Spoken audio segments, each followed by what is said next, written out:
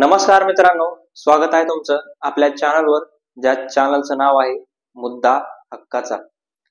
मित्रांनो, 2 दिवसापूर्वी कृष्णा आंधळे हा नाशिक मध्ये दिसला असा तिथल्या स्थानिकांनी दावा केला होता आणि त्या स्थानिकांनी तिथं सांगितलं होतं, त्याचं वर्णन करताना असं सांगितलं होतं की त्याच्या तोंडाला मास्क होता, कपाळावर टिळा होता आणि तो टू व्हीलरवर होता।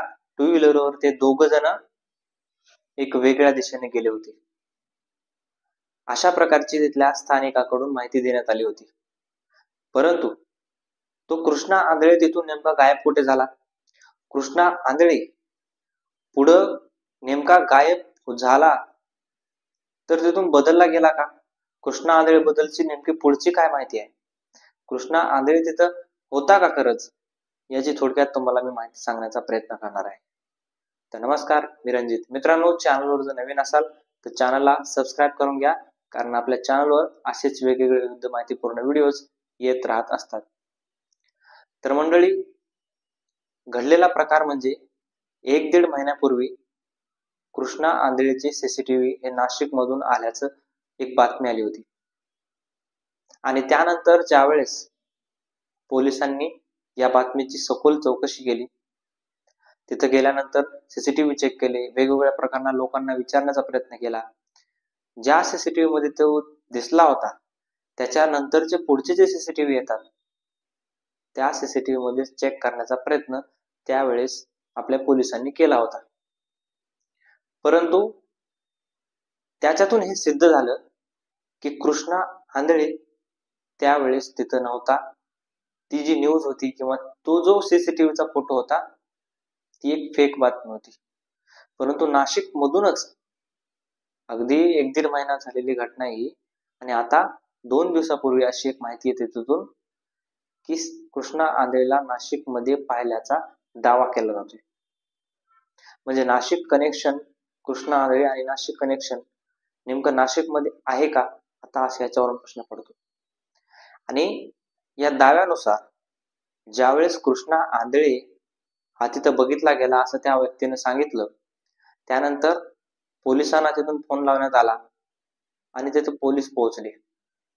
पोलीस पोहोचल्यानंतर अगदी 2 दिवस पोलिसांनी तिथं सखोल चौकशी केली, वेगवेगळे सीसीटीव्ही चेक करण्यात आले, वेगवेगळ्या लोकांची चौकशी सुद्धा तिथं आसपासच्या लोकांशी जाऊन त्या पोलिसांनी तिथं डायरेक्ट विचारलं त्यांना, तुम्हाला काही दिसला होता का?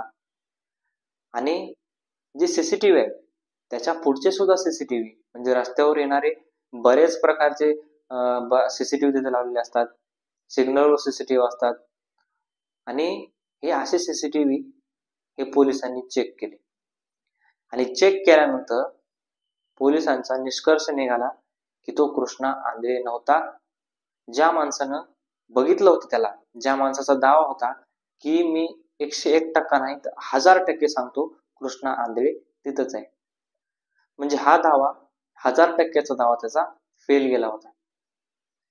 पण हा त्याचा स्टंट होता का, हा प्रश्न पडतो, कारण ना त्या गाडीवर वाल्यानं मास्क लावलेला आहे, ना त्याच्या डोक्याला टीका, असं काही त्या सीसीटीव्ही मधून कुठंच दिसत नाही, ना त्यानं कुठं मास्क काढलेला आहे किंवा लावलेला आहे, अशा प्रकारची सुद्धा तिथं माहिती नाहीये। परंतु हा माणूस, ज्या माणसाने ही माहिती दिली होती त्या माणसानं असं का सांगितलं असावं, असा प्रश्न पडतो। म्हणजे तो माणूस तिथं आहे म्हणून पोलिसांची दिशाभूल तर करत नव्हता ना, असा सुद्धा प्रश्न पडतो। कारण जर पोलिसांची दिशाभूल जर होत असेल किंवा त्याच्या जर काही स्वार्थासाठी तो करत असेल तर याची चौकशी करून नेमकं असं का केलं? खरंच ते मास्कच नाही तुम्हाला दिसत तर ते सांगतो माझ्या देखत त्यानं मास्क चेंज केला, त्याच्या डोक्याला टिळा होता, परंतु सीसीटीव्ही मध्ये असं काही आढळलेलं नाही। जो त्यानं दावा केलेला होता तो अगदी दावा खोटा होता, चुकीचा होता।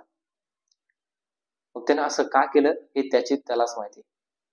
पण मित्रांनो, कृष्णा आंधळेच्या बाबतीत नाशिक मधूनच अपडेट्स काय येत आहेत हा सुद्धा प्रश्न पडत आहे। कृष्णा आंधळे नेमका नाशिक मध्ये हिंडतोय का?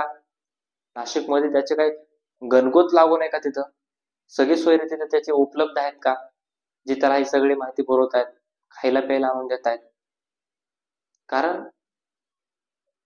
पहिला जो बातमी आली होती, पहिली जी माहिती आली होती, ती म्हणजे सीसीटीव्हीचा फोटो, तो बी फेक होता.